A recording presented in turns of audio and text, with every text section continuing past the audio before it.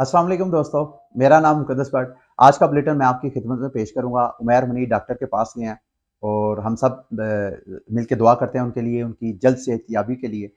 मैं बुलेटिन आपके साथ शेयर करता हूँ, लेकिन 2 दिन 3 दिन से उमैर मुनीर से मैंने रिक्वेस्ट की कि यार आप कम्युनिटी को अपडेट करें, न्यूज़ वगैरह जो क्रिप्टो मार्केट के हैं वो शेयर करें। तो उनको फीडबैक जो आप दे रहे हैं वो मेरा नहीं ख्याल वो बड़ा पॉजिटिव फीडबैक है। उमैर मुनीर के मैंने खुद बुलेटिन देखे हैं और यकीन मानिए मुझे तो ऐसे लग रहा था मेरे से बहुत अच्छा प्रेजेंट कर रहे हैं, क्योंकि जिस क्रिप्टो करेंसी के बारे में वो फंडामेंटल न्यूज़ दे रहे थे, साथ-साथ वो आपको टेक्निकल एनालिसिस भी उसका बता रहे थे कि कहाँ पे आपको उस क्रिप्टो करेंसी में एंट्री लेनी चाहिए, कहाँ पे एग्ज़िट होना चाहिए। तो मेरी नज़र में तो अच्छा परफ़ॉर्म कर रहे हैं, लेकिन फिर भी अगर कहीं आपको महसूस होता है कि यार इम्प्रूवमेंट की ज़रूरत है, तो आप उमैर मुनीर की वीडियो के नीचे कमेंट करें।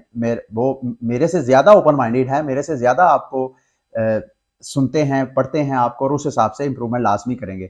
अच्छा, कल रात को मैंने आप लोगों को अपडेट दी कि बिटकॉइन की प्राइस जो है मार्केट ने क्यों क्रैश किया, और इत्तेफाक से जैसे मैंने वीडियो अपलोड की उसके बाद मार्केट जो है दोबारा ग्रीन रंग दिखाना शुरू हो गई। इस वक्त अगर आप क्रिप्टो करेंसीज़ की जो मेरी फेवरेट लिस्ट है, वो ऑलमोस्ट सारी क्रिप्टो करेंसीज़ कोई 4-5% से लेके कोई 10 टू 15% आपको पंप करती नज़र आ रही हैं। लेकिन मेरा मानना यह है कि ये पंप जो है एक आर्जी पंप है मेरे दोस्तों भाइयों। ये एक ट्रैप भी हो सकता है। वो मैं क्यों कह रहा हूं, और ये मेरी ख्वाहिश है और मेरी दुआ है कि जो मैं एनालिसिस करने जा रहा हूं वो रॉन्ग साबित हो और मार्केट वाकईतन रिकवरी करे, मार्केट दोबारा क्रैश ना करे। लेकिन क्या करूं कि जो अगर मैं ऑन चेन एनालिसिस देखूं बिटकॉइन की प्राइसेस का, बिटकॉइन की जो एक्टिविटी है उसको सारा स्टडी करूं और मार्केट के दीगर जो फंडामेंटल्स हैं जिनका बराह रास्त ताल्लुक होता है बिटकॉइन की प्राइस और मार्केट की दीगर जो क्रिप्टो करेंसीज की प्राइसेस है उनके ऊपर, वो यही सजेस्ट कर रहे हैं कि मार्केट अभी मजीद नीचे क्रैश कर सकती है। तो इसकी बेस पे मैं अपनी जो तैयारी है वो मैं आपके साथ सजेस्ट करूंगा। लेकिन सबसे पहले मार्केट के वो कौन सी ऐसी चेन ऑन चेन एनालिसिस है, कौन सी ऐसी एक्टिविटी है जिसकी बुनियाद पे मैं ये आपको कह रहा हूँ। ये ग्लास नोड ने अपना पिछले वीक का ऑन चेन सारा डाटा शेयर किया है, जो उनका रिसर्च है वो शेयर किया है। ये बिटकॉइन के ऊपर जो नंबर ऑफ एक्टिविटी है अगर आप उसके ऊपर नजर डालें तो आप इस चार्ट को थोड़ा सा गौर से देखें। इस चार्ट के ऊपर जब कभी भी क्रिप्टो मार्केट ने अपनी ऑल टाइम हाई की तरफ गई है, मार्केट बुलिश हुई है, उस बुलिश के पीछे जो मेन फैक्टर आपको नजर आता है उसकी जो नंबर ऑफ एक्टिव एंटिटीज हैं, जो एड्रेसेस हैं, वो पीक पे जाते हैं आपको नजर आई है। 2018 के चार्ट की तरफ देखें, यहां पे आपको एक्टिविटी जो है कितनी पीक पे जाती नजर आ रही है। फिर इवन पिछले साल अप्रैल को जब बिटकॉइन की price for the first time $64 हुई, तो उस वक्त भी एक्टिविटी आपको पीक पे जाती नजर आई। और इस बार जब नवंबर में गई, अच्छा यहां पे आप ये क्वेश्चन कर सकते हैं कि यार अप्रैल में तो 64,000 प्राइस पे गई थी बिटकॉइन, तो उस वक्त एक्टिविटी आपको स्पाइक पे नजर आ रही है, जबकि नवंबर में तो ऑलमोस्ट $70,000 बिटकॉइन की प्राइस की, तो वहां पे आपको एक्टिविटी क्यों स्पाइक की नजर नहीं आ रही? इस वजह से क्योंकि जब मिड मई में क्रैश आया था उसमें से शॉर्ट टर्म होल्डर्स जो थे वो मार्केट से आउट हो गए थे। तो अभी भी कल उमैर मनीर ने बुलेटिन से मैंने उमैर मनीर के बुलेटिन से लर्न किया कि शॉर्ट टर्म होल्डर्स जो हैं, जो विटालिक बटरन है को फाउंडर इथेरियम के, उनकी नज़र में ये जो मार्केट थोड़ा बहुत क्रैश करती है, ये बेरिश होती है, ये अच्छा होता है मार्केट की सेहत के लिए, क्योंकि इसमें जो प्रॉफिट टेकर्स होते हैं वो आउट हो जाते हैं। तो ये जो मिड मई का क्रैश आया था पिछले साल, उस क्रैश के बाद आप देखें कि कैसे जो है एक्टिविटी बड़ी है नवंबर में जब बिटकॉइन ने 70,000, लेकिन उस लेवल की पीक नहीं आई जिस लेवल की हमें नजर आती है। तो ये जो पीक नजर आती है ये actually retailers, short term holders, ये प्रॉफिट टेकर्स, ये आते हैं एकदम मार्केट में प्रॉफिट कैश आउट करवाने के लिए। और जैसी मार्केट बेरिश होती है, क्योंकि इनका कोई स्ट्रॉन्ग बिलीव नहीं होता इस टेक्नोलॉजी के ऊपर, तो वो मार्केट से आउट हो जाते हैं। तो इस वक्त आपको जो नवंबर में आपको नजर आ रहा है कि स्पाइक नहीं बन रही, उसके पीछे जो वजह हो सकती है मेरी नजर में वो है। खैर अभी जो आप देखें तो जो लो बैंड है, लो बैंड की जो लोएस्ट पार्ट है, आपको एक्टिविटी वहां पे नजर आ रही है। इसका मतलब यह है कि जो ऑन चेन एक्टिविटी है बिटकॉइन की वो लोएस्ट आपको नजर आ रही है, और जिसका बराह रास्त ताल्लुक बिटकॉइन की प्राइस के साथ है। ठीक है। अच्छा, अगला मैं आपके साथ चार्ट शेयर करता हूं, percentage of entities in profit. अब जब बिटकॉइन की प्राइस जो है ऑलमोस्ट 40,000 की जो साइकोलॉजिकल एक सपोर्ट थी उसको ब्रेक करके नीचे आ ही गया है, तो इस वक्त अगर देखा जाए तो ऑलमोस्ट 30% जो बिटकॉइन होल्डर्स हैं वो लॉस में है। 30 प्लस आप लगा लें, तो वो जो लॉस में है अगर वो बेचेंगे तो इसको कैपिचुलेशन बोलते हैं। यानी जब आप ऐसे कॉइन्स बाय कर लेते हैं जिसकी प्राइस नीचे चले जाती है और उस नीचे जाने पे आप लॉस पे अगर सेल आउट करते हैं तो उसको कैपिचुलेशन बोलते हैं। तो जो इस वक्त कैपिटुलेशन के चांसेस हैं वो मुझे ज्यादा लग रहे हैं। वो मैं क्यों आपको कह रहा हूं, क्योंकि इस वक्त जो लॉस में है उसकी मेजॉरिटी जो है ऑलमोस्ट 18%, 15% टू लेके 18% इस वक्त जो है वो शॉर्ट टर्म होल्डर्स हैं। और शॉर्ट टर्म होल्डर्स वाले जो हैं, लॉन्ग टर्म होल्डर्स का तो ये है ना, जिन्होंने मतलब प्लान किया कि उन्होंने 5 साल 10 साल बेशक मार्केट जितना मर्जी वोलाटाइल हो ऊपर नीचे, उन्होंने सेल आउट नहीं करना, उनके लिए तो मसला नहीं है, वो मार्केट को इतना बैरिश नहीं कर सकते। ये जो शॉर्ट टर्म होल्डर्स लॉस में जा रहे हैं, अगर वो कैपिचुलेट करते हैं, वो मार्केट से आउट होते हैं इस उम्मीद के साथ कि यार मार्केट मजीद नीचे डिप करेगी तो मैं नीचे से बाय करूंगा, तो उसकी वजह से मेरी नजर में मार्केट मजीद नीचे डिप ले सकती है, मजीद नीचे जा सकती है। अब नीचे मेरा ख्याल है अगर इसने जाना है तो इसकी जो लोएस्ट प्राइस, मुझे पहला जो स्टॉप नजर आ रहा है वो 38 को तो ऑलरेडी ये ब्रेक कर चुका है। 36,000 पे बीटीसी की प्राइस ऑलरेडी टच करके फिर दोबारा 38,000 पे आ गई है जब मैं वीडियो बना रहा हूं। जो लोएस्ट प्राइस, जो नेक्स्ट टारगेट मुझे नजर आ रहा है मेरे दोस्तों भाइयों, 28,500 की प्राइस है। और उसके बाद अगला टारगेट जो मुझे नजर आ रहा है वो $24,000, और उससे अगला जो है 17,000, 18,000, जो कि लाइकली इतनी दूर बीटीसी नीचे नहीं जा सकता। लेकिन नोबडी नोस, अगर जो सिचुएशन है, जो अब ये सारी ऑन चेन एक्टिविटी तो मैंने आपको बता दी। अब मैं आपको फंडामेंटल चेंजेस बताता हूं। क्या, एक तो थोड़ा सा मैं कजाकिस्तान की न्यूज आपके साथ शेयर करना चाहता हूँ। कजाकिस्तान ने माइनिंग के ऊपर क्रैकडाउन करना शुरू कर दिया, जो इलीगल एक्टिविटीज है। कजाकिस्तान का बराह रास्त क्रिप्टो मार्केट के ऊपर बहुत इंपैक्ट है। पिछले दिनों एकदम जब इनकी इलेक्ट्रिसिटी लोड शेडिंग के मसाइल आए तो उस वजह से, इनकी पॉलिटिकल टर्मोइल की वजह से 2 दिन 3 दिन जो है वो जहां जितनी भी माइनिंग हो रही थी कजाकिस्तान में वो भी सारी शट डाउन हो गई थी। और कजाकिस्तान जो है मेरा ख्याल है टॉप 3 वर्ल्ड कंट्रीज हैं जिनके अंदर बिटकॉइन की जो ओवरऑल जो क्रिप्टो करेंसीज की माइनिंग है वहां पे हो रही है।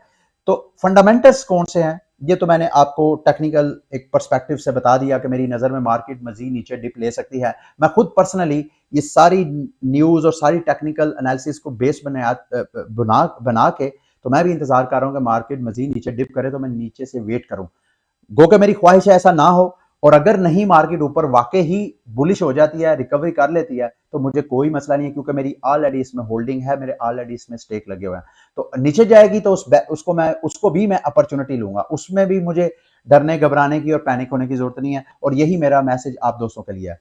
अच्छा, फंडामेंटल कौन सी चीजें देखें, कजाकिस्तान की तो एक छोटी सी न्यूज है ना माइनिंग की, उसका इतना इंपैक्ट नहीं है मार्केट के ऊपर। जो मेजर इंपैक्ट है 3 चीजों का है।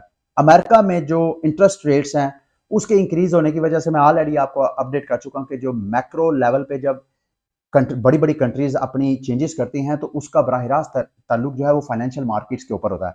तो रेट हाइक जो कि एक्सपेक्टेड है मार्च में, अमेरिकी गवर्नमेंट अगर प्राइस हाइक की जो अनाउंसमेंट उन्होंने की थी उसको इंप्लीमेंट करती है, तो उससे मार्केट जो बड़े बड़े सरमायादार हैं वो रिस्क ऑन एसेट से पैसा निकाल के वो रिस्क ऑफ एसेट्स में पैसा डालते हैं। तो उससे क्या होगा, ना सिर्फ स्टॉक मार्केट से पैसा निकलेगा बल्कि क्रिप्टो मार्केट से भी पैसा निकलेगा। एक तो ये बुरी न्यूज मुझे फंडामेंटल नजर आ रही है।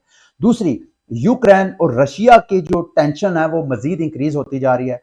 कल की न्यूज ये है कि मेरे दोस्तों भाइयों, यूके ने जो रशिया के बैंक्स हैं उनको बैन कर दिया है। यानी अब जो दुनिया है, दुनिया के 2 ब्लॉक्स, एक साइड पे जहां पे यूरोपीय यूनियन और अमेरिका नजर आ रहा है, कनाडा नजर आ रहा है, और दूसरी साइड पे आपको चाइना, रशिया, ये ब्लॉक नजर आ रहा है। हमारे प्राइम मिनिस्टर साहब भी अब रशिया जा रहे हैं, मेरा ख्याल कल वो मीटिंग करेंगे व्लादिमीर पुतिन के साथ। तो ये ब्लॉक एक साइड पे, तो अगर ये इकोनॉमिक सैंक्शन लगते हैं तो वक्ती तौर पे इन्वेस्टर को एक शॉक आएगा। और ये मत भूलें, रशिया और यूक्रेन के दरमियान अगर फाइट होती है तो जो हमारी प्राइसेस हैं, खसूसन गंदम, ये दोनों ममालिक मिलकर तकरीबन पूरी दुनिया में 40% जो गंदम पूरी दुनिया में इस वक्त एक्सपोर्ट हो रही है, जो यूज की जा रही है, उसका 40% हिस्सा रशिया और यूक्रेन से जो है वो एक्सपोर्ट किया जाता है। तो अगर ये जंग होती है तो ना सिर्फ जो प्राइसेस हैं, commodity prices, even oil prices, हमारे पाकिस्तान में ऑयल जो है एकदम जंप लिया, 12-13 रुपए उसकी प्राइस जंप, और इस वक्त जब मैं वीडियो बना रहा हूँ मेरा ख्याल है 160 रुपए लीटर के करीब है ऑयल। तो अगर ये जंग होती है तो अच्छे खासे इंपैक्ट होंगे मार्केट के ऊपर, जिसके जो है चांसेस ऐसे लग रहा है कि ऐसा हो सकता है।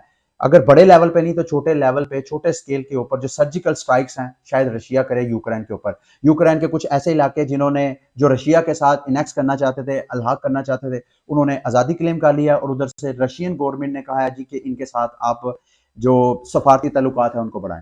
तो ये टेंशन। और दूसरा, कनाडा में जो उनकी अंदरूनी खाना जंगी की एक सिचुएशन बनी हुई है और उसको डील करने का जो उनका तरीकाकार है कि वो इवन ये कल की मैं न्यूज़ थी कि कोइनबेस, क्रैकन को उन्होंने एक तरह का नोटिस जारी किया कि भाई आप क्यों जो हमारे शहरी हैं उनको कह रहे हैं कि आप नॉन कस्टोडियल वॉलेट्स यूज़ करें।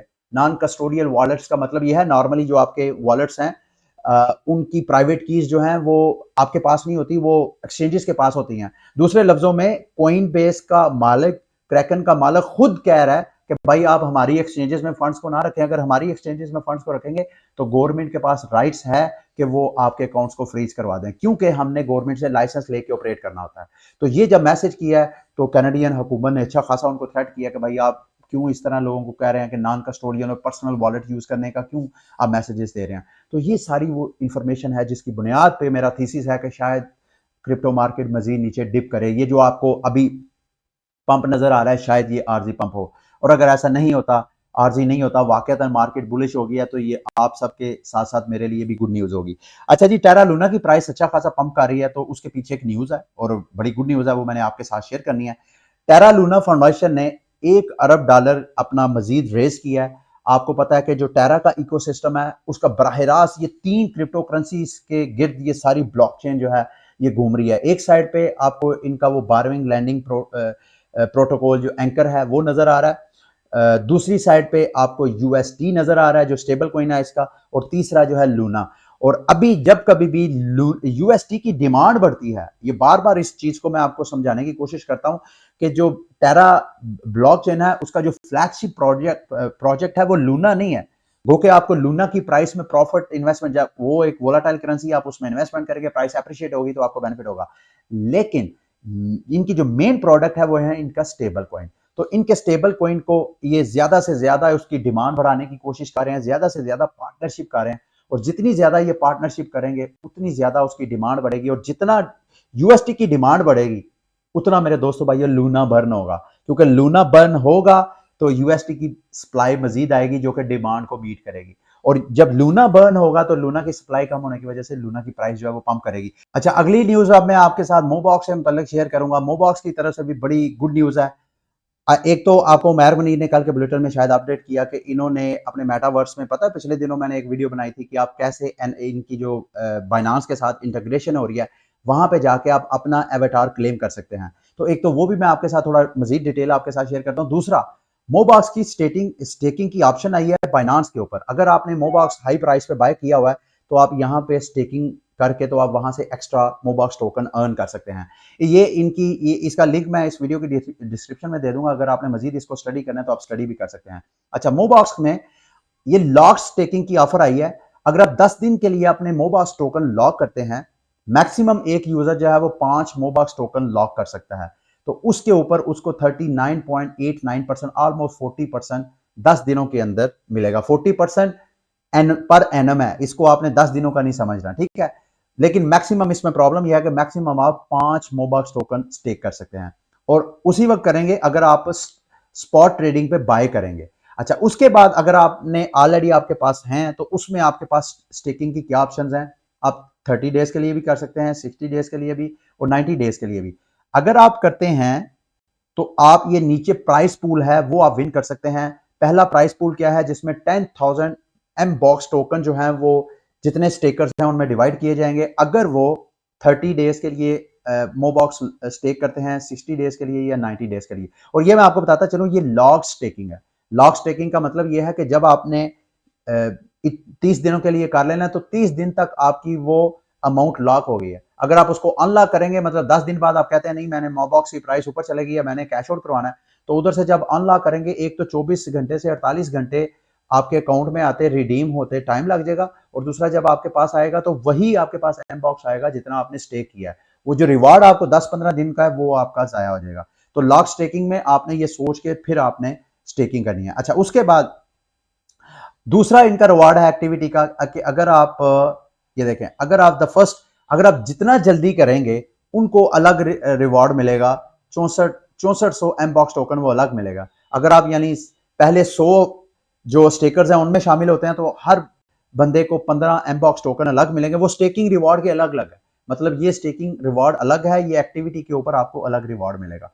तो ये वो रिवार्ड था। अगर आप स्टेक कैसे कर सकते हैं, ये मैं इसके ऊपर मैंने क्लिक किया, मैंने कहा लॉक स्टेकिंग पे, मेरे पास भी कोई ऑलमोस्ट 500 के करीब पड़ा हुआ था, मैंने कैश आउट करवाना था। जैसे ही मैं इधर लॉक स्टेकिंग पे गया हूँ, तो यहाँ पे मैंने देखा कि अभी तो स्टेकिंग इन्होंने ऑन की नहीं है, अभी उसका टाइमर चल रहा है। इस वक्त जब मैं वीडियो बना रहा हूँ, अभी भी मेरा ख्याल है को 5-1 घंटे, ये देखें ऑलमोस्ट 4 घंटे, 4.5 घंटे अभी बाकी हैं। 4.5 घंटे बाद ये स्टेकिंग ऑन हो जाएगी।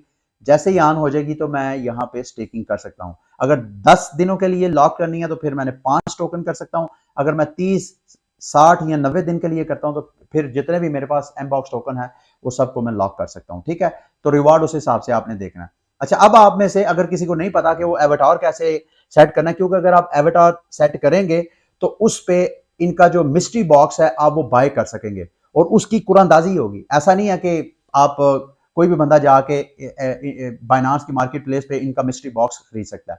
आप मिस्ट्री बॉक्स अगर खरीदें, कुछ ऐसा भी अगर आप मिस्ट्री बॉक्स खरीदते हैं जो कि राउंड अबाउट मेरा ख्याल है $100-200 का होगा, अगर आप खरीद लेते हैं और उसके अंदर आपको नहीं पता कौन सा मोमो निकल सकता है। ऐसा लकी मोमो भी निकल सकता है, लेजेंडरी उसको मोमो ये बोलते हैं, जिसकी वैल्यू तकरीबन $64,000 हो सकती है। तो वो करना कैसे है, आपने सिंपल बाइनांस अपना लॉगिन करना है, उसके बाद आपने एनएफटी के ऊपर क्लिक करना है। ये आपको ऊपर टॉप पे नजर आ रहा है। तो जैसे ही आप एनएफटी के ऊपर क्लिक करेंगे तो इस तरह का पेज ओपन हो जाएगा। आपने टॉप राइट साइड पे आके यहाँ पे अपनी प्रोफाइल पे क्लिक करना है, तो यूजर सेंटर पे आपने क्लिक करना है। यूजर सेंटर पे क्लिक करेंगे तो वहां पे आपको आपका एवेटार नजर आ जाएगा, जैसे कि मेरा यहाँ पे नजर आ रहा है। तो आपने एवेटार, मैंने तो ये एवेटार जब मैंने खुद क्लेम किया था तो मैंने साथ वीडियो बना के आप सब दोस्तों को भी, यहाँ पे आपने एनएफटी एसेट्स में आना है।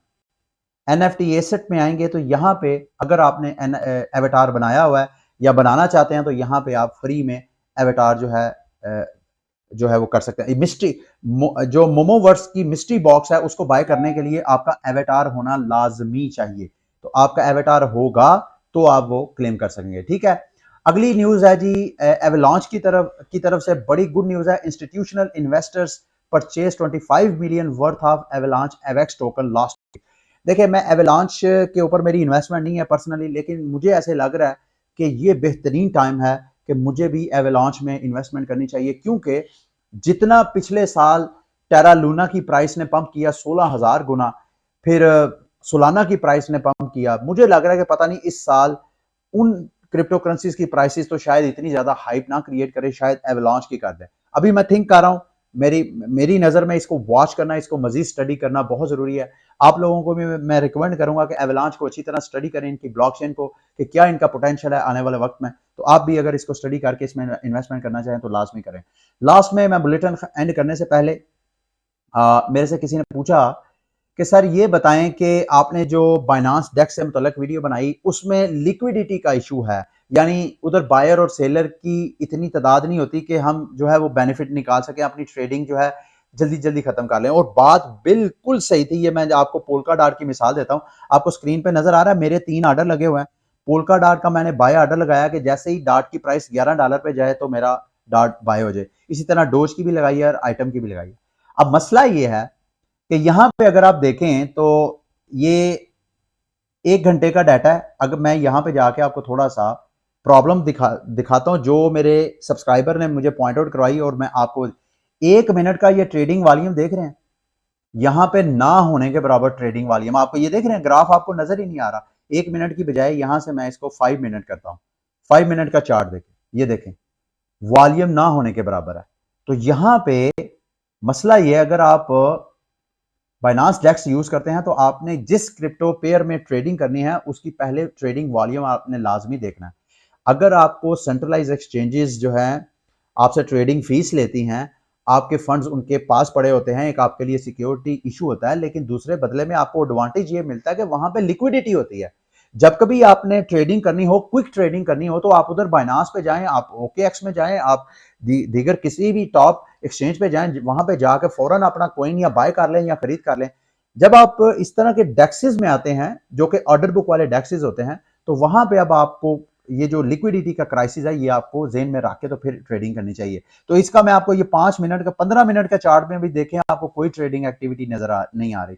इसी तरह अगर मैं 30 मिनट का चार्ट आपको दिखाता हूं तो उसमें ये इक्का दुक्का फिर भी आपको 30 मिनट में जाके कहीं आपको नजर आ रही है। अच्छा, इसके और भी मुतबादल हैं, वो मैं आपके साथ शेयर करना चाह रहा था जो कि मैंने उस वीडियो में शेयर नहीं किया।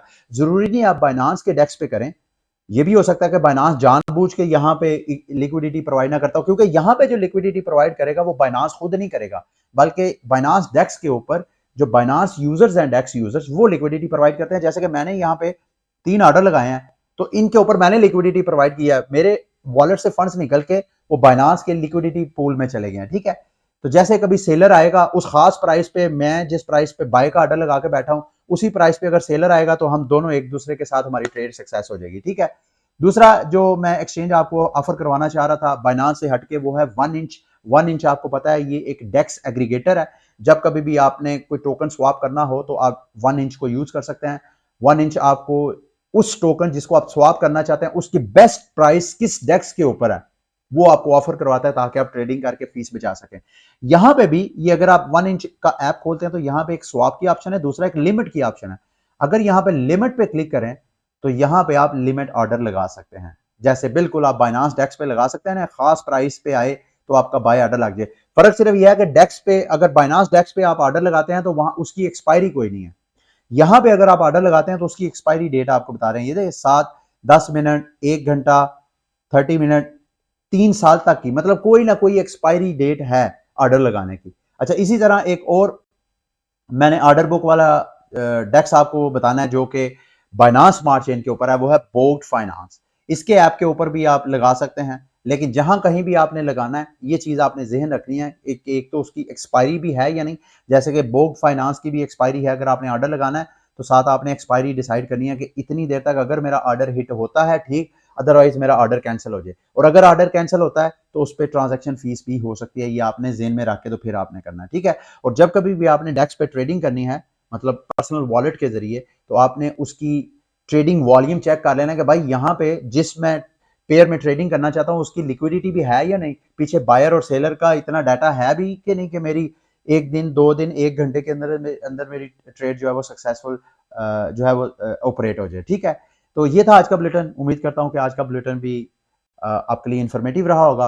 अगले बुलेटिन को इंशाल्लाह मैं नहीं, उमैर मुनीर साहब का हम सब मिलकर इंतजार करते हैं, उनके लिए दुआ गो हैं कि वो आएँ और आपको मार्केट से मुतल्लिक अपडेट करें, ठीक है। अगली वीडियो तक के लिए मुझे इजाजत। अल्लाह हाफिज।